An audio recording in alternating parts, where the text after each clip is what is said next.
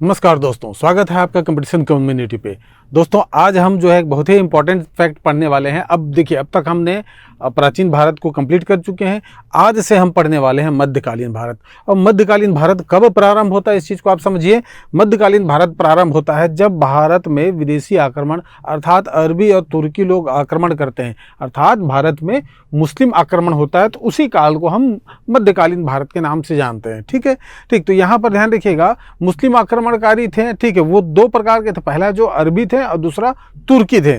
ठीक है, तो आज हम पढ़ने वाले हैं भारत में विदेशी आक्रमण। ठीक, और इस विदेशी आक्रमण में हम ये पढ़ेंगे कि किन किन कारणों से वो भारत में आक्रमण किए। देखिएगा, बहुत ही कॉमन फैक्टर ये रहेगा आपका कि आपके जो भी मुस्लिम आक्रमणकारी भारत में आक्रमण करेंगे वो धन के लिए है, पैसे के लिए है। ठीक है, बाकी जो है देखिए दो ही चीज़ है यहाँ पर काम आएगा। अगर कोई व्यक्ति किसी का नुकसान पहुँचा रहा है तब वो आक्रमण करेगा। ठीक, अगर नहीं पहुँचा रहा है तो आपका सबसे पहला प्राइमरी हो जाता है, ठीक है, धन के लिए। तो ध्यान रखिएगा, ठीक, आप इस चीज़ को एक बहुत ही कॉमन फैक्टर के रूप में समझ लीजिए कि भारत में जितने भी अधिकतर, ठीक है, विदेशी आक्रमणकारी अर्थात मुस्लिम आक्रमणकारी आक्रमण करते हैं वे केवल धन के लिए करते हैं। ठीक है, चलिए अब हम देख लेते हैं इसको, ठीक, आगे करके। तो भारत में जब मुस्लिम आक्रमणकारी आए, ठीक, तो हम उसको दो भागों में बांट रहे हैं।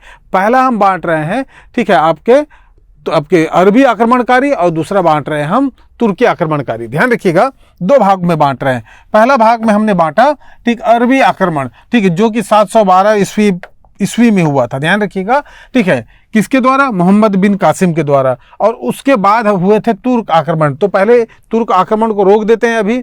ठीक है, पहले हम देखते हैं, ठीक, अरबी आक्रमण। अरबी आक्रमण को समझ लीजिए, जो उस समय के अरब देश थे। वास्तव में क्या हुआ, ठीक, अरब देश के कुछ जहाज जो है भारत के जो देवल बंदरगाह है, ठीक है, अर्थात भारत कहना चाहिए पाकिस्तान के आसपास का, उस देवल बंदरगाह पे उस जहाज को लूट लिया गया। ठीक है, जिसमें अल हज्जाज जो अरब के शासक थे ईरान के, ध्यान रखिएगा, उन्होंने अल हज्जाज ने, ठीक है, दाहिर को भारत के उस समय के वहाँ के शासक थे आपके, ठीक है, समझिए कि, ठीक है, आपके तक्षशिला के आसपास के, तो उस समय के वहाँ के शासक दाहिर को कहा कि आप इसका हर्जाना दीजिए। तो हर्जाना देने से मना कर दिया। ठीक है, एक कारण ये, और दूसरा कारण था कि भारत की संपन्नता को भी देखते हुए, ठीक है, उन्होंने क्या किया, भारत में आक्रमण करने के लिए अपने भतीजे एवं दामाद, दोनों एक ही है, भतीजा एवं दामाद मोहम्मद बिन कासिम को भेजा। ध्यान रखिएगा, किसने भेजा? अल हज्जाज ने। ठीक, ध्यान रखिएगा, अल हज्जाज, ठीक, किसको भेजा? मोहम्मद बिन कासिम को। कब भेजा? 712 ईस्वी। तो ध्यान रखिएगा, जब ये 712 ईस्वी में भारत पहुंचा तो सबसे पहले इसका सामना हुआ दाहिर से। ठीक है, दाहिर के साथ जो युद्ध हुआ इसको रावर का युद्ध कहते हैं। ध्यान रखिएगा, रावर का युद्ध, कुछ पुस्तकों में इसको रेवर का युद्ध के नाम से भी जाना जाता है। ध्यान रखिएगा, मोहम्मद बिन कासिम जो भारत आया तो भारत में सबसे पहले इसको सामना हुआ दाहिर से। ठीक है, दाहिर के साथ जो युद्ध किया तो उस युद्ध को हम किस नाम से जानते हैं? रावर का युद्ध। क्लियर है?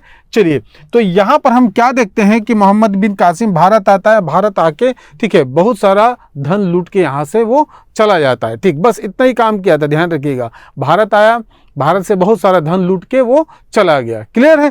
अब काफी समय बाद, यानी देखिए कि हम कब 712 की बात कर रहे हैं, लगभग 300 साल बाद, ठीक, तुर्क आक्रमणकारी भारत में आते हैं। कौन? तुर्क आक्रमणकारी। ठीक है, तो तुर्क आक्रमणकारी में हमको दो प्रमुख लोगों के बारे में पढ़ना है। पहला महमूद गजनवी, ठीक है, दूसरा महमूद गजनवी, दूसरा मोहम्मद गौरी। ध्यान रखिएगा, महमूद गजनवी, मोहम्मद गौरी।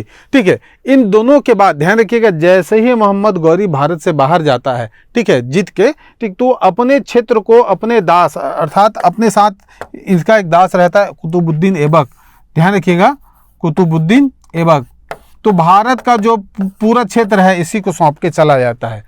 ठीक है, तो आप यहाँ पर यह समझिए कि तुर्क आक्रमणकारी में प्रमुख रूप से महमूद गजनवी, मोहम्मद गौरी को पढ़ने वाले हैं। ठीक है, गौरी के बाद भारत में दिल्ली सल्तनत की स्थापना हो जाती है। क्लियर है? अब हम पढ़ते हैं तुर्क आक्रमण को, और ये जो तुर्क आक्रमण पढ़ेंगे इसको थोड़ा सा स्टार्टिंग से पढ़ेंगे। तुर्क आक्रमणकारी जो थे, ठीक है, सबसे पहले ध्यान रखिएगा, जो तुर्क राज्य की अर्थात सबसे पहले यहाँ पर हम देखते हैं अलप्तगिन ने गजनी साम्राज्य की स्थापना की। ठीक है, अलप्तगिन ने, ध्यान रखिएगा, मध्य एशिया में गजनी साम्राज्य की स्थापना की। ठीक, उसके बाद आते हैं सुबुक्तगिन। तो ध्यान रखिएगा, सुबुक्तगिन के बारे में आप समझ लीजिए, सुबुक्तगिन ने भी भारत पे आक्रमण किया था, भारत पर आक्रमण किया था। ठीक, तो ध्यान रखिएगा, अगर आपसे ये पूछे कि प्रथम तुर्क आक्रमणकारी, ध्यान रखिएगा इससे पहले आप मोहम्मद बिन कासिम आक्रमण करके चले गए हैं। ठीक है, अगर आपसे ये पूछे कि भारत में आक्रमण करने वाला प्रथम तुर्क आक्रमणकारी कौन था, तो वो था सुबुक्तगिन, लेकिन ये सफल नहीं हुआ था। ठीक, ध्यान रखिएगा, अगर आपसे ये पूछे भारत में सफल आक्रमण करने वाला कौन था, सफल, ठीक है, तो आपका उत्तर आएगा महमूद गजनवी। क्लियर है, कौन आएगा, महमूद गजनवी। ठीक है, अब हम पढ़ते हैं महमूद गजनवी के बारे में। भारत में आए, ठीक, भारत में आक्रमण किया कब से कब। ठीक है, ध्यान रखिएगा, महमूद गजनवी जो है ये 1001 से लेकर 1026 तक लगभग 17 बार आक्रमण करते हैं। ठीक है, 17 बार आक्रमण करते हैं, लगभग 25 साल में 17 आक्रमण भारत में करते हैं। तो अब इनके बारे में पढ़ लेते हैं, महमूद गजनवी के बारे में। इन्होंने, ध्यान रखिएगा, पहले सुल्तान की उपाधि धारण की, किसने, महमूद गजनवी ने। ठीक है, उसके बाद ध्यान रखिएगा, इन्होंने खलीफा से 2 अलग अलग प्रकार की उपाधि धारण की। पहला है यामीनुद्दौला, दूसरा अमीन उल मिल्ला। ठीक, पहला है अमीनुद्दौला और दूसरा अमीन उल मुल्ला। तो ये 2 उपाधि धारण करके अपने आप को बताना चाह रहा है कि हम खलीफा से प्रमाणित हैं, यानी कि ऑथराइज्ड पर्सन है। दूसरा, ध्यान रखिएगा, भारत आक्रमण के बारे में यहाँ लिख दिया हूँ कि भारत आक्रमण ये इन्होंने 1001 से लेकर 1026 तक, ठीक, 1026 तक कुल मिला के 17 बार भारत में आक्रमण किया। जब ये भारत में आक्रमण करता, यहाँ से बहुत सारा धन लूट के ले आता। ठीक है, यहाँ के मंदिरों और उनके जो भी देवता रहते थे उन सभी को तोड़ फोड़ देता था। ठीक है, अर्थात ये मूर्तियों को नष्ट भ्रष्ट कर देता था, इसलिए इसका नाम पड़ा बुत सिकंद। ध्यान रखिएगा, बुत सिकंद का अर्थ है बुत को तोड़ने वाला, बुत को तोड़ने वाला। ठीक है, अर्थात क्या हो गया भाई, बुत मतलब मूर्ति को तोड़ने वाला। ऐसा ये अपने आप को शो कर रहा है कि मैं क्या हूं, बुत को तोड़ने वाला, उपाधि दिखा रहा है। ठीक है, क्योंकि जब ये भारत जाता था, ठीक है, भारत से बाहर जाता था, तो उसकी वहां पर बहुत वाहवाही होती थी। ठीक है, अब आगे देख लेते हैं महमूद गजनवी के बारे में। इसके 2, ध्यान रखिएगा, 17 आक्रमण तो हुए हैं। 17 आक्रमण में, ठीक है, हमको बहुत इंपॉर्टेंट चीज को पढ़ना है, जो कि अंतिम के 2 आक्रमण हुए। ठीक है, आइए उसके बारे में देख लेते हैं। अंतिम के 2 आक्रमण हुए हैं। पहला है 16वां आक्रमण। ठीक, 16वां आक्रमण जो हुआ है ये सोमनाथ पे हुआ था। ध्यान रखिएगा, 1025 पे सोमनाथ पता है आपको, सोमनाथ मंदिर गुजरात में है। कहां पर है, गुजरात में। ठीक है, सोमनाथ मंदिर गुजरात पे है। तो इस सोमनाथ मंदिर पे इन्होंने आक्रमण किया, किसने, ठीक, आपका महमूद गजनवी ने। ठीक, कौन सा आक्रमण भाई, तो 16वां आक्रमण। ध्यान रखिएगा, यहाँ पर इस मंदिर को क्या कर दिया, इसने नष्ट कर दिया, और यहाँ की जो मूर्ति थी शिवलिंग, ठीक है, उसको भी इसने क्या कर दिया, नष्ट, यानी पूरा नष्ट भ्रष्ट कर दिया। और यहाँ पर जो भी, ठीक है, धन संपत्ति था, मंदिर की संपत्ति था, उस सारे संपत्ति को लूट के अपने साथ लेके चला गया। तो इस आक्रमण को पढ़िएगा, याद रखिएगा। बार बार पूछता है कि महमूद गजनवी का 16वां आक्रमण कहाँ हुआ था, तो हुआ था सोमनाथ पे। ठीक है, ये भी पूछता है, घुमाता है प्रश्न को, और ये बोलता है कि सोमनाथ पे किस सन पे आक्रमण किया, तो 1025 ईस्वी में किया। तो ये भी पूछता है कि सोमनाथ पे आक्रमण कौन सा क्रम का था, तो 16वां था। ठीक है, 16th था। तो इस प्रकार से हो गया। अगला है महमूद गजनवी का 17वां आक्रमण। ठीक है, ऐसा कहा जाता है कि, ठीक है, जाट जातियों के खिलाफ किया था, जाट। ठीक, बस ज्यादा कुछ नहीं है, जाटों के खिलाफ जो है इनका अंतिम अभियान था। ठीक है, खोखर जाति के लोग ऐसा कहते हैं। ठीक है, चलिए जाट। अब हम आगे बढ़ते हैं। ठीक, आगे देख लेते हैं कि, ठीक है, क्या पढ़ना है अब हमको। ठीक है, मोहम्मद गौरी। ध्यान रखिएगा, महमूद गजनवी जो जाता है, गजनवी के बाद, ठीक है, महमूद गौरी जो है वो भारत पे आक्रमण करता है। अब इसके बारे में पढ़ लेते हैं, इन महोदय के बारे में। ठीक, ध्यान रखिएगा, इनका पहला आक्रमण जो होता है ये 1175 में होता है। कब होता है भाई, 1175 में। ठीक है, सबसे पहले मुल्तान पे आक्रमण करते हैं। क्लियर है, बहुत सिंपल सा है। दूसरा आक्रमण जो है 1178 पे करते हैं, गुजरात पे। ठीक है, कहां पर, गुजरात पे। ध्यान रखिएगा, जब ये दूसरा आक्रमण करता है महमूद गौरी, ठीक, तो यहां का राजा था मूलराज। ठीक है, द्वितीय। ध्यान रखिएगा, क्या नाम था इसका, मूलराज द्वितीय, या भीम, एक और नाम था भीम द्वितीय। ठीक, ध्यान रखिएगा, भीम द्वितीय या भीम रखिए। ठीक है, यहां पर ये समझिए कि ये जो मूलराज द्वितीय या भीम द्वितीय जो है, इससे ये पराजित हो जाता है। कौन? महमूद गौरी, ठीक, सॉरी, आपके मोहम्मद गौरी। तो मोहम्मद गौरी जो है पराजित हो जाता है। ठीक, ध्यान रखिएगा, अर्थात ये समझिए कि यहाँ पर गौरी के प्रथम पराजय है भारत में। गौरी का क्या है? ये प्रथम पराजय, प्रथम पराजय। ठीक, अर्थात भीम द्वितीय, गुजरात के शासक भीम द्वितीय ने, ठीक, महमूद गौरी को पराजित कर दिया। ठीक है, चलिए अब ध्यान रखिएगा, थोड़ा सा एक चीज मिस कर गया मैं। ठीक, अब ये जो गौरी है इनके बारे में थोड़ा ध्यान रखिएगा। पूरा नाम ये एग्जाम में पूछता है। ठीक, अब पूरा नाम याद करने का सबसे अच्छा तरीका है, हम लोग ये सब पढ़ते हैं ना, गौरी का पूरा नाम क्या है, तो गौरी को अब भाई मोहम्मद गौरी बोलते हैं। उसका और एक नाम है सिहाबुद्दीन भी कहा जाता है। तो इससे अच्छा है कि उस पूरे को एक ही साथ जोड़ दीजिए आप। अब यहाँ ऐसा पढ़िए, सिहाबुद्दीन मोहम्मद गौरी, खत्म कहानी। ठीक है, जितनी बार आप पढ़ेंगे, जितनी बार रिवाइज करेंगे, तो आपको अलग से पढ़ने की जरूरत नहीं है कि गौरी का ठीक और क्या कहा जाता था। ठीक है, तो गौरी को पढ़िए ही आप, सिहाबुद्दीन मोहम्मद गौरी। तो सिहाबुद्दीन मोहम्मद गौरी पूरा नाम था। इसको एक और नाम से जाना था, मुइजुद्दीन, ध्यान रखिएगा, मोहम्मद बिन साम, मुइजुद्दीन मोहम्मद बिन साम, कोई अलग नहीं है, नॉट अदर देन मोहम्मद आपके गौरी। ध्यान रखिएगा, गौरी से वो अलग नहीं है, वही उसका भी नाम है। क्लियर है? उसके बाद ये 2 आक्रमण हो गया। इसके बाद आपका सबसे प्रमुख आक्रमण तराइन का प्रथम युद्ध, ये होता है 1191। 1191 में किसके वर्सेस होता है? ठीक है, ये होता है पृथ्वीराज चौहान, पृथ्वीराज चौहान। ध्यान रखिएगा, पृथ्वीराज चौहान का एक और नाम था राय पिथौरा। इस चीज को ध्यान रखिएगा, राय पिथौरा। पृथ्वीराज चौहान का एक और नाम था राय पिथौरा। क्लियर है? चलिए थोड़ा सा कलर चेंज कर लेता हूं, डार्क ले लेता हूं।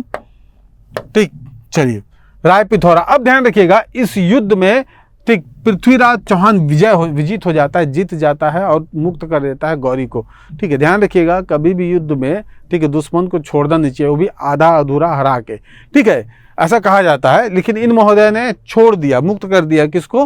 गौरी को। अब बाद में क्या हुआ? फिर 1192 में, 1192 में फिर अपने आप को संगठित, अपने ताकत को फिर से मजबूत करके फिर से महमूद गौरी जो है आक्रमण कर देता है। अब होता है तराइन का द्वितीय युद्ध। ध्यान रखिए कि तराइन का द्वितीय युद्ध 1192 में। सेम है, रिजल्ट उल्टा है। रिजल्ट ये है कि इसमें पृथ्वीराज चौहान मारा जाता है। ठीक है, अर्थात महमूद जो गौरी है ये आपका क्या हो जाता है? जीत जाता है। क्लियर है? देखिए उल्टा हुआ परिणाम यहाँ पर। ठीक है, तो यहाँ पर पृथ्वीराज चौहान की मृत्यु हो जाती है। ठीक, मोहम्मद गौरी जीत जाता है। क्लियर? अब ध्यान रखिएगा, महमूद गौरी का साथ देते थे जयचंद।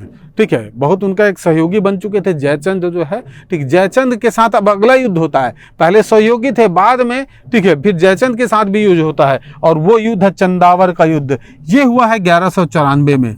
1194 में किसके साथ? जयचंद, जयचंद। ठीक है, और इसको भी वो क्या करता? पराजित कर देता है। क्लियर है? तो इस प्रकार मोहम्मद गौरी जो है, मोहम्मद गौरी का प्रथम आक्रमण, दूसरा आक्रमण के बाद आप तराइन का प्रथम युद्ध, द्वितीय युद्ध और चंदावर के युद्ध को याद रखिएगा, जो कि होता है 1191, 1192 और 1194। रिजल्ट आपके सामने है। क्लियर है? चलिए आगे बढ़ते हैं, अगला देख लेते हैं। ठीक है, अब ध्यान रखिएगा, मोहम्मद जो गौरी महोदय हैं, ठीक, कौन? गौरी, ये जो अब यहाँ से जा रहे हैं, कहाँ से? भारत से वापस जाएंगे। यहाँ पर वो ठीक है बहुत समय तक रुकने के नहीं आए थे। इनके साथ इनके बहुत सारे दास थे यानी सेनापति लोग थे।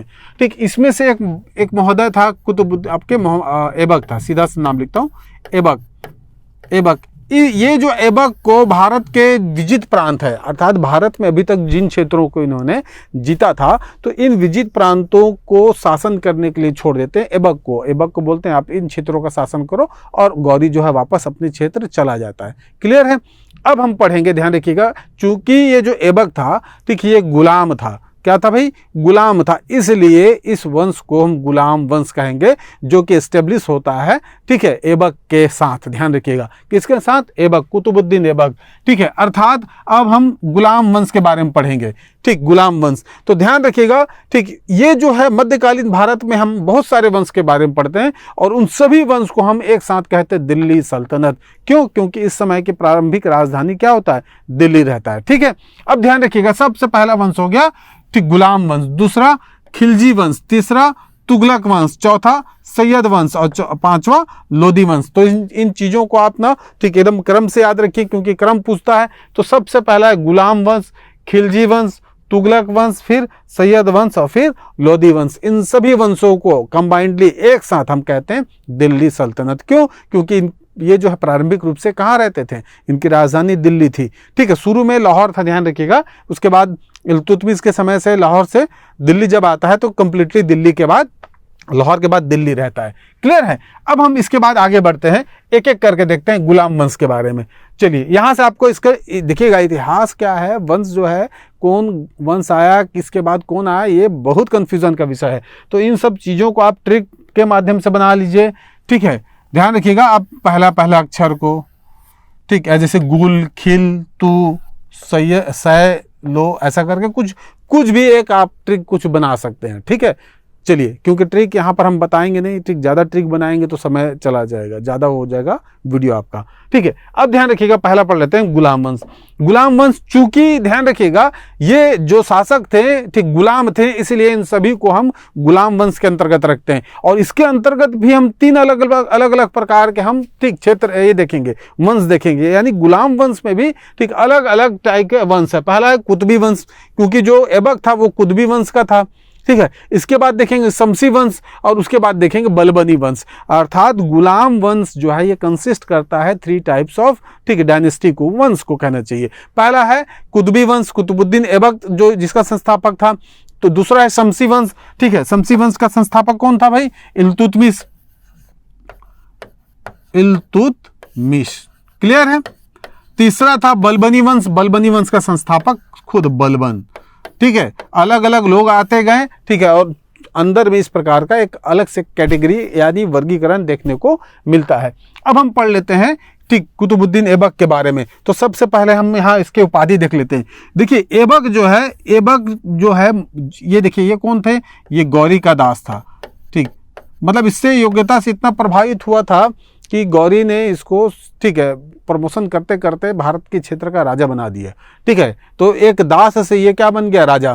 तो इसका उपाधि ध्यान रखिएगा, ऐबक, पहला ही यही नाम है, ऐबक।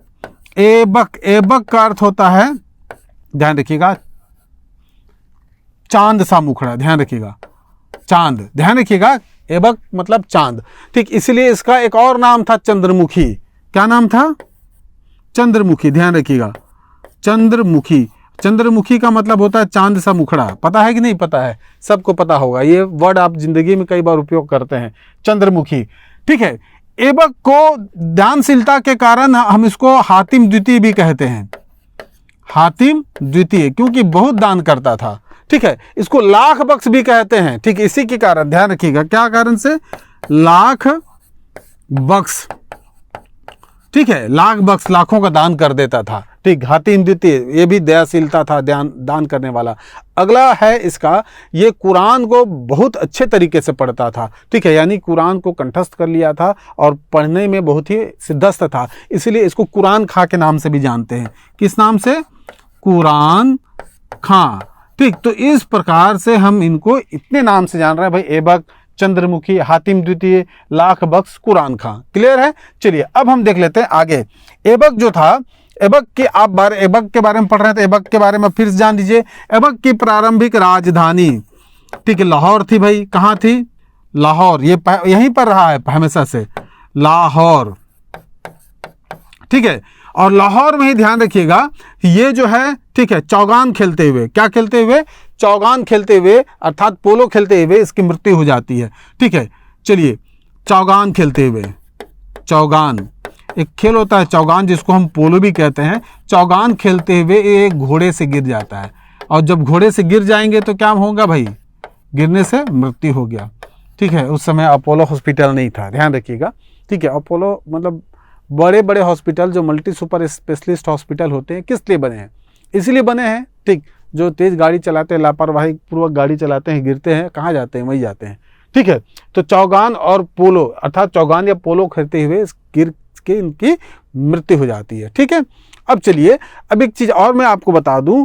ठीक, ये जो था, ये जो है अपने आप को, ठीक है, शुरू में क्या कहता था? अपने आप को मामलुक कहता था। ठीक, मामलुक, शुरू में अपने आप को मामलुक कहता था। ठीक, ध्यान रखिएगा, सिपह सलार कहता था, सिपह सलार। अर्थात शुरू में देखिए 1206 में ये गद्दी पे बैठा था भाई। ठीक है, 1206 में गद्दी पे बैठा था, 1210 तक, ध्यान रखिएगा। तो 1206 से 1208 तक अपने आप को, ठीक है, एज ए रिप्रेजेंटेटिव गौरी का इस प्रकार से शो करता था, अर्थात अपने आप को मामलुक और सिपा सलार, मैं किसका मामलुक हूँ, किसका सिपा सलार हूँ? तो गौरी का। इस प्रकार से वो भारत में शासन करता। तो भारत में 1208 के बाद अपने आप को ये स्वतंत्र करता है। ठीक है, 1208 के बाद। तो इस प्रकार ध्यान रखिएगा। ठीक, हम इसके इन पॉइंट्स को देख लिए। ठीक, अब ध्यान रखिएगा, कुतुबुद्दीन ऐबक जो था, ये साथ ही साथ इसने स्थापत्य कला में भी बहुत सारे काम किए थे। ठीक है, किसमें? स्थापत्य कला में। स्थापत्य कला के लिए हम इसको इरेज करते हैं। ठीक है, चलिए अब ध्यान रखिएगा, स्थापत्य देख लेते हैं। स्थापत्य, सबसे पहला स्थापत्य है इनका, ठीक, कुतुब मीनार। कुतुब मीनार, अच्छा चलिए, ठीक, स्थापत्य के बारे में इनका हमारे पास ऑलरेडी बना है। ठीक, तो इसको पहले देख लेते हैं। सबसे पहला इनका कुतुब मीनार। ठीक, कुतुब मीनार का निर्माण कार्य इन्होंने प्रारंभ कराया। निर्माण क्या करवाया भाई? ये प्रारंभ। ठीक है, दूसरा है कुव्वत उल इस्लाम मस्जिद। ठीक, ऐसा कहा जाता है कि ये जो है पहले जैन मंदिर था, ध्यान रखिएगा। ठीक, कुछ लोग इसको, कुछ पुस्तकों में ये विष्णु मंदिर भी मिलता है, विष्णु मंदिर, ऐसा करके अलग अलग किताबों में अलग अलग वर्डिक्ट है। क्लियर है? ठीक, पहला है कुतुब मीनार। कुतुब मीनार का इसने प्रारंभ कराया भाई, किसकी स्मृति में कराया? ठीक है, तो कुतुबुद्दीन बख्तियार काकी, ध्यान रखिएगा, कुतुबुद्दीन बख्तियार काकी, ये जो है एक प्रमुख संत थे, ध्यान रखिएगा। कुतुबुद्दीन बख्तियार काकी, उन्हीं की स्मृति में कुतुब मीनार का निर्माण करवाया। ठीक है, कौन? ये क्या था कुतुब मीनार? ये वॉच टावर था, इसके सबसे ऊपर में जाके आप क्षेत्र को देख सकते थे। ठीक है, ध्यान रखिएगा। ठीक, कुव्वत उल इस्लाम मस्जिद, ये जैन मंदिर था। ठीक, कुछ किताबों में विष्णु मंदिर भी मिलता है। ठीक, तो इसका भी निर्माण किसने कराया? ठीक है, ऐबक ने कराया। तीसरा चीज है 2.5 दिन का झोपड़ा, जो कि अजमेर में है। कहां पर है 2.5 दिन का झोपड़ा? अजमेर में है। ठीक है, 2.5 दिन का झोपड़ा, ऐसा कहा जाता है कि 2.5 दिन में इसका निर्माण को पूरा कराया गया था। चलिए, इस प्रकार से हम देख चुके हैं कि कुतुबुद्दीन ऐबक जो है कि बहुत महत्वपूर्ण शासक था। ये जो भारत में इसने क्या किया था? दिल्ली सल्तनत की स्थापना किया था, लेकिन इसको वास्तविक संस्थापक हम नहीं कहेंगे। ठीक है, इसको संस्थापक नहीं कहेंगे, संस्थापक था, वास्तविक संस्थापक इल्तुतमिश था। ठीक, इस चीज को आप नोट कर लीजिएगा। दिल्ली सल्तनत की स्थापना किसने की? तो कुतुबुद्दीन ऐबक ने। और दिल्ली सल्तनत का वास्तविक संस्थापक कौन था? तो वो था आपका इल्तुतमिश। ठीक है, क्योंकि ऐसा ही काम ही किया था भाई। ठीक, चलिए, सॉरी, अब हम पढ़ लेते हैं इल्तुतमिश के बारे में। अब यहां पर थोड़ा सा बैकग्राउंड में जाना पड़ेगा। कुतुबुद्दीन ऐबक के बाद, ठीक है, उत्तराधिकारी उसका बना था आराम शाह। ठीक, ध्यान रखिएगा, कुतुबुद्दीन जो ऐबक था, कुतुबुद्दीन ऐबक के बाद इसका उत्तराधिकारी आराम शाह बना। आराम शाह नाम ही है इसका, आराम, इतना आराम करेगा, अर्थात ये जो अयोग्य शासक था, ये कहां पर बैठा था? गद्दी पे बैठा था आपके, ठीक है, यहां लाहौर पे, लाहौर पे। ठीक है, कहां पर? लाहौर पे। अब ध्यान रखिएगा, दिल्ली में क्या हुआ? दिल्ली में दिल्ली के सरदार, ठीक, वहां के आम लोग, इन लोगों ने उस समय तत्कालिक समय में बदायूनी का जो सूबेदार थे, ठीक, बदायूनी के सूबेदार थे इल्तुतमिश। ठीक है, इल्तुतमिश उस समय बदायूनी के सूबेदार थे। तो उन अमीरों ने, ठीक, वहां के कुछ लोगों ने, ठीक है, अधिकतर लोगों ने, ध्यान रखिएगा, ठीक, इल्तुतमिश को बुलाया कि आप जो है शासक बनो, अर्थात इल्तुतमिश को आमंत्रित किया गया, ठीक है, शासक बनने के लिए। इल्तुतमिश आया, ठीक है, ऐबक आपके आराम के साथ युद्ध, आराम शाह के साथ युद्ध किया, आराम शाह की मृत्यु हो गई। अब ये जो है, ठीक है, राजा बन गया। अब ये अपनी राजधानी कहां से बनाता है? दिल्ली को बनाता है। तो ध्यान रखिएगा, इल्तुतमिश अपनी राजधानी किसको बनाता है? दिल्ली को बना लेता है। ठीक है, अब यहां से भारत जो है स्थायी रूप से, ठीक है, राजधानी रहेगा। समझे? चलिए, अब हम देख लेते हैं एक एक के बारे में।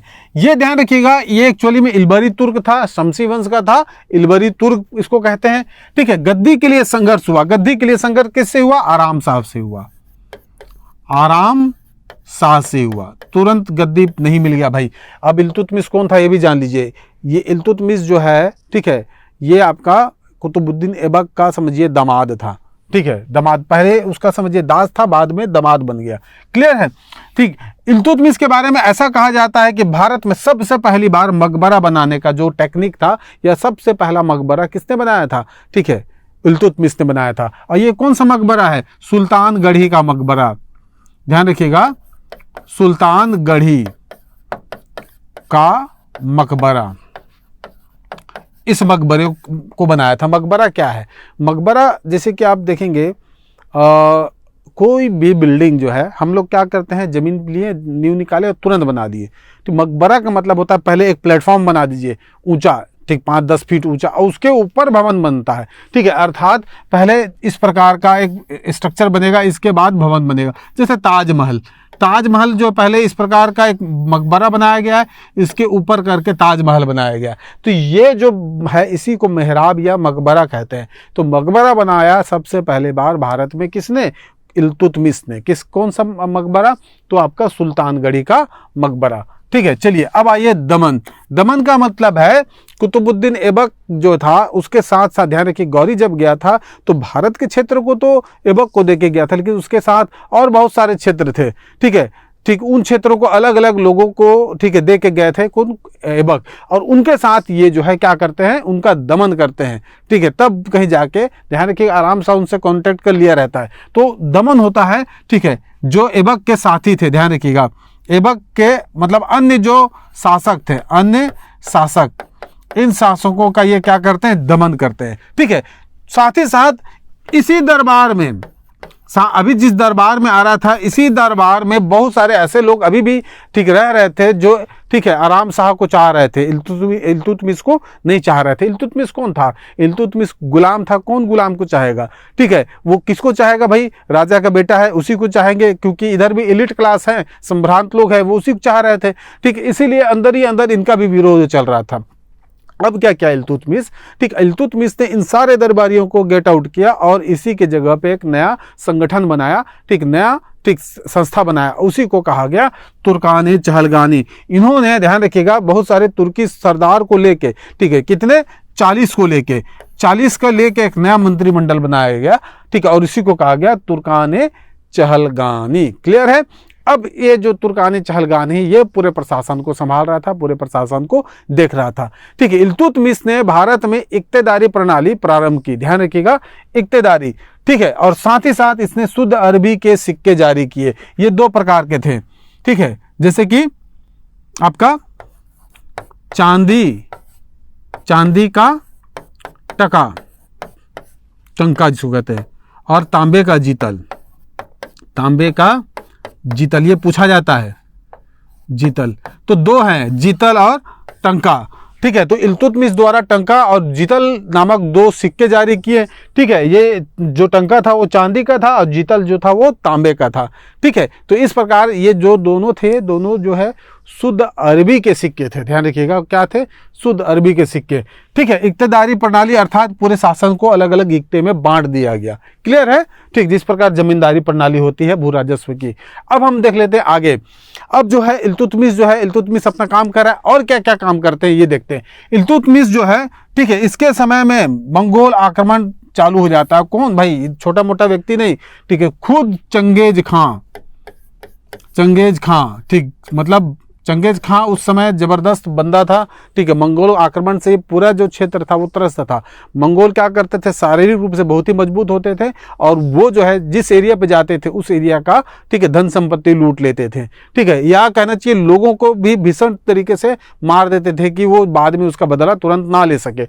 अब ध्यान रखिएगा, चंगेज खां के डर से, चंगेज खां आक्रमण नहीं किया था, चंगेज खां के डर से जलालुद्दीन मंगबरनी, ध्यान रखिएगा, ये भारत की ओर भागा। कहां भागा भाई? भारत की ओर भागा। ठीक है, भारत की ओर भागा। ठीक, ये चाहता था कि भारत में शरण ले लें, लेकिन चंगेज खान ने अपने दूत भेज दिया इल्तुतमिश के पास। इल्तुतमिश को पहले से बता दिया कि भाई मंगबरनी आएगा, उसको शरण मत देना। ठीक है, और कौन पंगा लेना चाहेगा भाई चंगेज खान से? एक आदमी को बचाने के चक्कर में हजारों लाखों आदमी का जान जाएगा। अगर मान लीजिए मंगबरनी की सहायता कर भी दिया जाए, ठीक है, तो आप सेना के साथ लड़ोगे और लड़ोगे तो मरोगे।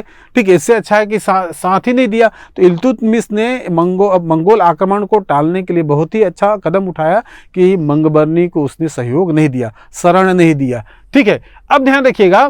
ठीक, ये तो चला गया मंगोल आक्रमण। अब इसने बगदाद के खलीफा से क्या मांगा? प्रमाण पत्र मांगा। ठीक है, ध्यान रखिएगा, बगदाद के जो खलीफा है, ठीक, उस खलीफा ने इसको संरक्षण दिया। ठीक है, ध्यान रखिएगा इस चीज को। तो ये आपके हो जाएंगे।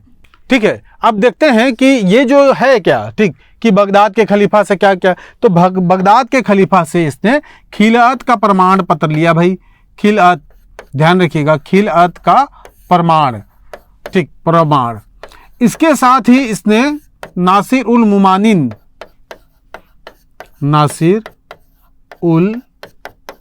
मुमानिन की उपाधि धारण किया। ध्यान रखिएगा, ठीक, उपाधि धारण किया, नासिर उल मुमानिन।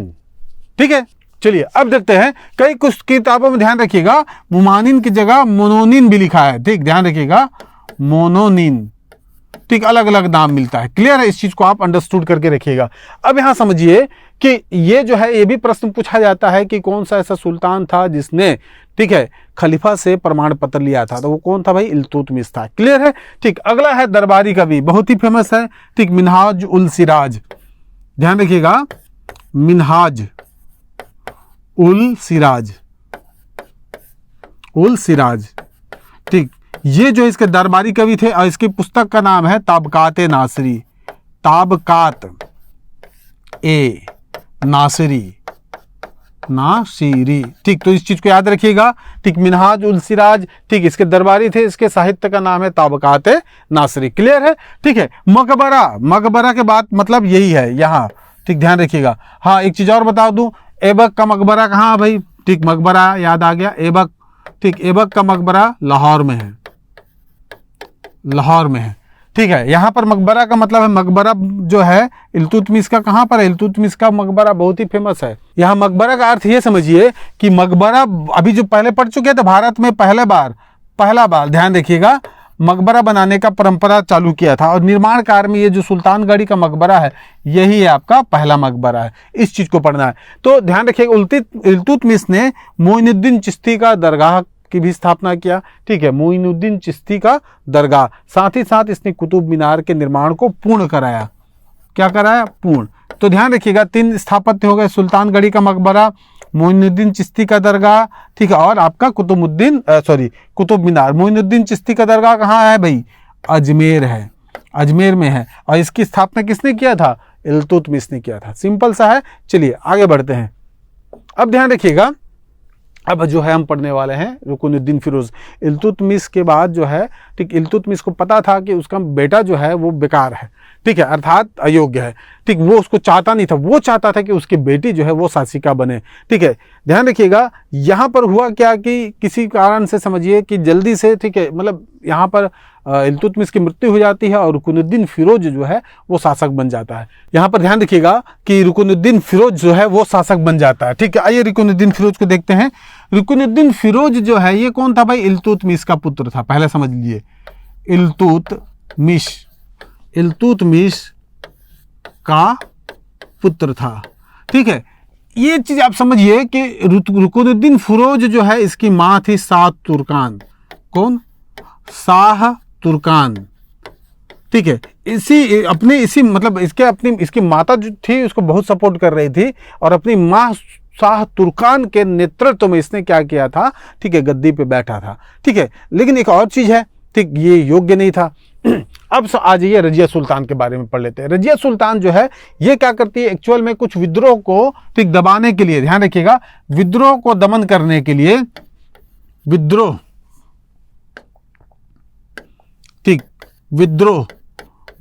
को दमन करने के लिए ये जो है दिल्ली से बाहर गया। ठीक है, कौन? रुकनुद्दीन फिरोज। और इसी मौके का फायदा उठाया रजिया सुल्तान ने। रजिया सुल्तान के साथ कुछ अमीर लोग इनके साथ थे, अधिकतर लोग नहीं थे, ध्यान रखिएगा, कुछ थे।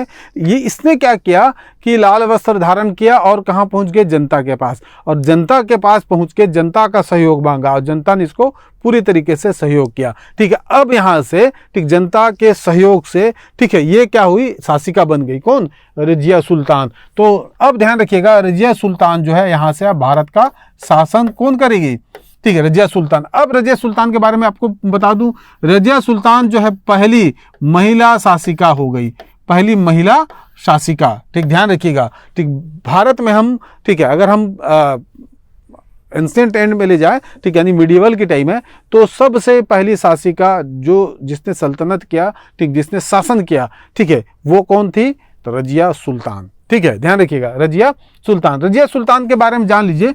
रजिया सुल्तान जो है, रजिया सुल्तान का जो विवाह था अल्तुनिया नामक व्यक्ति से हुआ। विवाह किससे, अल्तुनिया, अल्तुनिया, ठीक है, अल्तुनिया। ध्यान रखिएगा, ठीक है, ये जो थी रजिया सुल्तान, ये जो रजिया सुल्तान है जो दरबार में चोगा और कुल्हा पहन के जाती थी, चोगा और कुल्हा, ठीक, ये अलग अलग प्रकार के वस्त्र हैं, ध्यान रखिएगा। और इस प्रकार के मतलब ये क्या है, पर्दा नहीं करती थी, चोगा कुल्हा पहन के जाती थी, यानी एक टोपी और एक प्रकार का विशेष प्रकार का, ठीक है, जो वस्त्र होता था वो पहन के, ठीक, दरबार में हमेशा जाती थी। पर्दा प्रथा यानी कि आप क्या क्या कहते हैं, पर्दा नहीं करती थी। ठीक है, चलिए ये पर्दा तो हो गया। ठीक है, ये जो है पुरुषों के समान वेश धारण करती थी और कहाँ जाती थी, दरबार में जाती थी। एक चीज को और ध्यान रखिएगा, ठीक है, रजिया सुल्तान के बारे में बस इतना है कि रजिया सुल्तान को बाद में, ठीक है, जब ये अल्तुनिया के साथ, ठीक, कहीं जाती है बाहर, ध्यान रखिएगा, अल्तुनिया के साथ ये जो साथ में रहती है, तो इन दोनों के साथ इनकी हत्या कर दी जाती है। ठीक, जब किसी विद्रोह को दबाने के लिए रजिया सुल्तान और अल्तुनिया जाते हैं तो इन दोनों की हत्या, ठीक, थट्टा नामक स्थान पे कर दी जाती है। थट्टा, थट्टा, ध्यान रखिएगा, ठीक, थट्टा नामक जगह पे कर दी जाती है। तो रजिया सुल्तान, कुछ इतिहासकारों ने कहा है कि रजिया सुल्तान के पतन का प्रमुख कारण है उसका स्त्री होना। ठीक है, ध्यान रखिएगा, रजिया सुल्तान के पतन का प्रमुख कारण है उसका स्त्री होना। यहाँ से ज़्यादा प्रश्न नहीं पूछते हैं। ठीक, यहाँ से अगर प्रश्न पूछेंगे तो यही महिला वाला प्रश्न पूछेंगे, विवाह अल्तुनिया से हुआ था।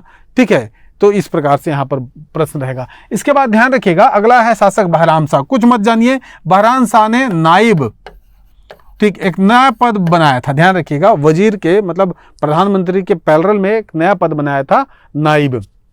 ठीक है, चलिए अब देखते हैं अलाउद्दीन मसूद शाह।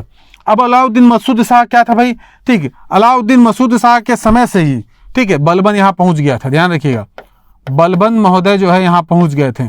ठीक है, अलाउद्दीन मसूद शाह के बारे में ज्यादा कुछ नहीं पढ़ना है, ठीक, बलबन इसके समय था, ध्यान रखिएगा। अब एक और शासक है, इस समय नाइब पद में आ गया था बलबन। ठीक, ध्यान रखिएगा, ये जो नाइब पद पे कौन आ गया था, बलबन। अब वही बलबन जो है यहाँ पर भी आएगा। ठीक है, ध्यान रखिएगा, बलबन। और ठीक है, नासिरुद्दीन महमूद के बाद अगला प्रमुख शासक होगा बलबन। क्लियर है। ठीक, अब नासिरुद्दीन महमूद के बारे में जान लीजिए। ये जो नासिरुद्दीन महमूद है, ठीक है, ये जो है टोपी सीकर जीवन यापन करते थे। टोपी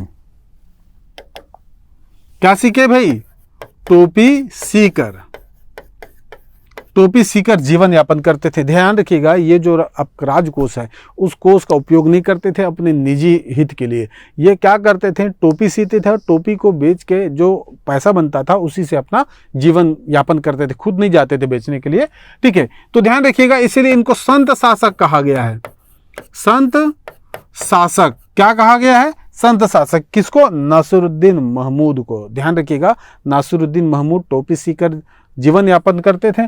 ठीक, संत शासक कहा। इस नाइब के पद पे यहाँ पर कौन है, अभी भी नाइब के पद पर बलबन है। ठीक है, अब जो है बलबन के उदय का काल है। जैसे ही नासिरुद्दीन महमूद की मृत्यु होती है तो अगला शासक होता है बलबन, जो कि बलबनी वंश का था। ठीक, अब बलबन के बारे में समझ लीजिए। ठीक, चलिए अब देख लेते हैं बलबन के बारे में। बलबन के बारे में पढ़ लेते हैं कि ये जो बलबनी वंश का जो संस्थापक था बलबन, इसका पूरा नाम था गयासुद्दीन बलबन। ध्यान रखिएगा, गयासुद्दीन बलबन। ठीक है, इस चीज को समझिए, गयासुद्दीन बलबन। ठीक है, इनका एक और बचपन का नाम ध्यान रखिएगा, बचपन यानी बचपन में इनका नाम क्या था, ठीक है, बहाउद्दीन। बहाउद्दीन के नाम से जाना जाता था। इनको एक और नाम था भाई, ठीक, उलुग खां के नाम से भी जाना जाता था। ठीक है, ध्यान रखिएगा। और इसने स्वयं एक और उपाधि धारण की, जिल्ले इलाही। क्या चीज का? जिल्ले इलाही। 3 चीजें, इतनी सारी चीजें, ध्यान रखिएगा। ठीक, बलबन का पूरा नाम था गयासुद्दीन बलबन। ठीक है, बचपन का नाम यानी इसका मूल नाम था बहाउद्दीन। उलुगु खां की उपाधि इसको मिला था, ठीक, इसके पूर्व के शासक द्वारा। और इसने खुद जिल्ले इलाही की उपाधि धारण की थी। जिल्ले इलाही अर्थात सबसे बड़ा शासक मैं यूं करके। ठीक है, अब समझो ये क्या है। जिल्ले इलाही में ही आपका नियाबते खुदाई आ जाता है। ध्यान रखिए, इसने और एक कंसेप्ट डाला था, नियाबते खुदाई। इसका मतलब क्या है? जो राजा है वो ईश्वर का भेजा हुआ दूत है। ठीक, जो राजा है वो ईश्वर का भेजा हुआ दूत है, इसलिए आप राजा के चीजों को फॉलो करें। ठीक है, नियाबते खुदाई। चलिए अब ध्यान रखिएगा, चूंकि ये जो है, ठीक है, अब बहुत मतलब ये जो शासक बना, इसने क्या किया, अपने आप को बहुत ही एकदम जबरदस्त तरीके से मेंटेन किया। क्या किया? बहुत ही जबरदस्त तरीके से मेंटेन किया। ये कभी भी दरबार में आता था, अपने आसपास बहुत सारे बॉडीगार्ड लेके आता था। ठीक है, जो कि नंगी तलवार को साथ में लेके चलते थे, जिस प्रकार एसपीजी लेके चलते हैं, तो ये अपने साथ अपना एसपीजी लेके चलता था। ध्यान रखिएगा। ठीक है, इसको भी Z+ सुरक्षा प्राप्त था। मतलब ये दिखाना चाहता था अपने आप को, ये अलग करना चाहता था। इसने राजत्व का सिद्धांत लागू किया था। राजत्व, ध्यान रखिएगा, राजत्व का सिद्धांत। और यही राजत्व सिद्धांत में आपके नियाबते ही खुदाई आ जाता है। ठीक, कि मतलब खुदा द्वारा ही भेजा गया है। ठीक, शासक कौन है? खुदा का ही दूत है। ठीक है, अब समझिए, राजत्व का सिद्धांत तो लागू किया, ठीक है, क्योंकि राजा को ही सबसे बड़ा प्रमुख बना रहा है। इसने एक और बहुत खतरनाक चीजें, रक्त और लौह की नीति लागू की। रक्त और लौह की नीति, इसका मतलब ये हो गया कि ये बहुत ही, ठीक है, स्ट्रिक्ट रूप से शासन करना चाह रहा था। ठीक है, स्ट्रिक्ट रूप से क्या करना चाह रहा था? शासन करना चाह रहा था। कौन? बलबन। बलबन ने क्या किया? ध्यान रखिएगा, अक्सर इसको पता है कि बहुत सारे विद्रोह होते हैं, तो विद्रोह मत हो, इसलिए इसने क्या किया, सार्वजनिक होने वाले जैसे विवाह होता है और सार्वजनिक जलसा होता है, उन सभी पे रोक लगा दिया। ठीक है, मतलब वहां पर आप अधिक से अधिक व्यक्ति लोग नहीं जा सकते, यानी सार्वजनिक, ठीक है, विवाह समारोह या अन्य समारोह पे इसने रोक लगा दिया। ठीक है, इसने जो अमीरों को सरकारी जो भूमि दी गई थी, उन सारी भूमियों को इसने क्या कर लिया? छीन लिया। ठीक, उनके पास ज़्यादा पैसा ना रहे। ठीक है, अगला काम इसने ये किया कि जो शराब था, गांजा, इस प्रकार की जो नशीले चीज़ें हैं, इन सारे नशीली चीज़ों पे प्रतिबंध लगा दिया। क्यों लगाया? ठीक, ये सीधे सा बात है कि ये गैदरिंग को रोक रहा था, कि इस प्रकार की गैदरिंग ना हो। इस प्रकार की गैदरिंग होती है तब कहीं जाके षड्यंत्र होता है, और षड्यंत्र किसके खिलाफ होता है? राजा के खिलाफ। तो इस प्रकार बलबन जो है, इस प्रकार से, ठीक, वो विद्रोह को दमन करने का प्रयास कर रहा था कि विद्रोह हो ही ना। ठीक है, रक्त और लौह की नीति हो गया। अब ध्यान रखिएगा, फिर मैंने बताया आपको कि अपने आप को बहुत ही एक्स्ट्रा चीजें शो करने वाला था, इसलिए इसने एक और प्रथा चालू किया, सिजदा और पैबोस। सिजदा और पैबोस, पैबोस अर्थात सिजदा का मतलब कमर तक झुक के हाथ से सलाम करना, सिजदा हो गया। पैबोस मतलब पैर को चूमना। ठीक है, तो सिजदा और पैबोस की परंपरा किसने चालू किया? बलबन ने चालू किया।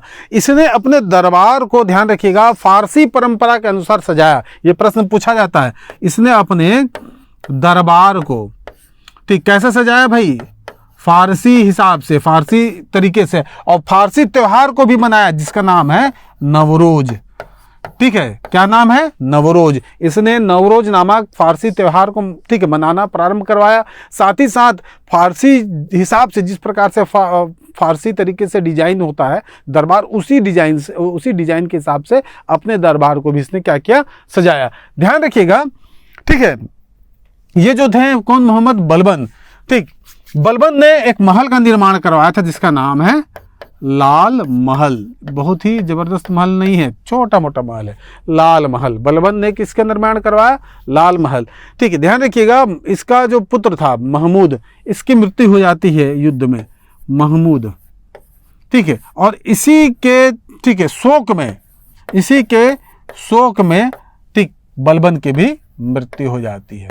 ध्यान रखिएगा, शोक में, अपने पुत्र के शोक में, अपने पुत्र को बहुत प्यार करता था, ठीक है। मंगोल आक्रमणकारी हमेशा आक्रमण करते थे, उसी युद्ध में महमूद की मृत्यु हो जाती है, ठीक, और इसी के शोक में बलबन की भी मृत्यु हो जाती है। तो इस प्रकार, ठीक है, बलबन का ये छोटा सा काल ये समाप्त होता है। बलबन के बाद कैक्युबाद, ठीक, अर्थात क्यूमर्स, दोनों एक ही नाम है, ये शासक बनते हैं और इसी का सेनापति रहता है आपका, ठीक है, जलालुद्दीन खिलजी,